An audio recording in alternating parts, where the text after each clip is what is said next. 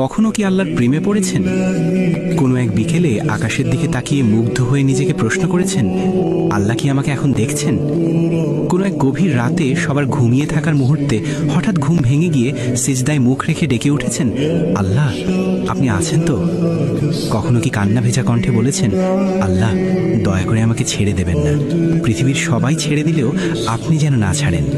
আমার কিছু চাই না, শুধু আপনিই থাকুন, আপনি থাকলেই চলে, আপনার দয়া যেন না হারাই। আপনি ছাড়া আমার আর কেউ নেই, আর কাউকে দরকারও নেই।